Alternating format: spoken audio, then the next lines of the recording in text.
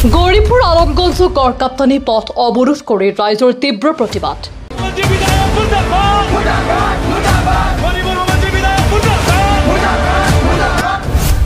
গৌৰীপুৰ বিধানসভা সমষ্টিৰ আলমগঞ্জ 17 নং ৰাষ্ট্ৰীয় ঘাইপথৰ পৰা ফুলকাটাৰীলৈ যোৱা গড়কাপ্তানি পথৰ আলমগঞ্জ বজাৰত এজাক বৰষুণত একাঠো কৃত্ৰিম পানী জমা হোৱাত বৃহত্তৰ অঞ্চলৰ ছাত্ৰ ছাত্ৰী পথচাৰী আৰু বজাৰৰ ব্যৱসায়িক সকলোৱে জমৰ যাতনা ভুগিবলগীয়া হৈছে। পথছোৱাৰ দুয়োকাষে ড্ৰেইন আছে যদিও বিজ্ঞানসন্মতভাৱে নিৰ্মাণ নোহোৱাত পানী নিষ্কাশন নোহোৱাৰ অভিযোগ উত্থাপিত কৰিছে স্থানীয় ৰাইজে।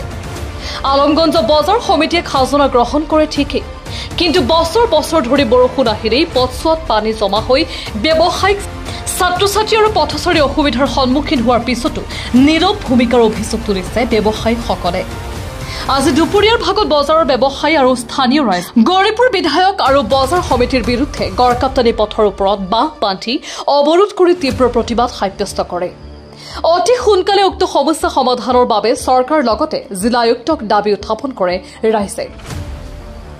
আমাৰ ওচৰত স্থানীয় ৰাইজৰ কিছু মন্তব্য আছে, শুনাই ল'ব বিচাৰিছো। নিউজ ডেস্ক ৰিপৰ্ট, প্ৰতিবাদ লাইভ। আমাৰ প্ৰতিবাদ মানে কি, যেতিয়া আলমগঞ্জ বৰষুণ আহে, আলমগঞ্জ বজাৰত যেতিয়াই বৰষুণ আহে তেতিয়া ইয়াতে পানী জমা হ'ব। ইয়াতে নহ'লে গৰুহাটী ইপিনে এটা ৰাস্তা আছে, তাতে হ'ব। সেইটো তাতে ইপিনে আমাৰ 4-5টা স্কুল আছে, 4-5টা স্কুল আছে। 4-5টা স্কুলৰ ল'ৰা ছোৱালী ইয়াতে আছে, আৰু ইপিনেও স্কুল আছে। ল'ৰা ছোৱালী আহি জোতা ভিজাই যাব লগা হয়। They have to suffer, not only them, many students and many businessmen also'. ইয়াতে আপোনালোকে চাই আছে কিমান দোকান আছে, দোকানবিলাক বন্ধ কৰি দিয়া হৈছে। তাতে এটা হোটেল আছে, হোটেলৰ সন্মুখত পানী আছে। হোটেলটো খোলাই নাই 2 দিনৰ পৰা, খুলি আছে, বস্তুবিলাক নষ্ট হৈ আছে। নষ্ট বস্তুটো মানুহক দিয়া নাযাব সেইকাৰণে ই আজি খোলাই নাই।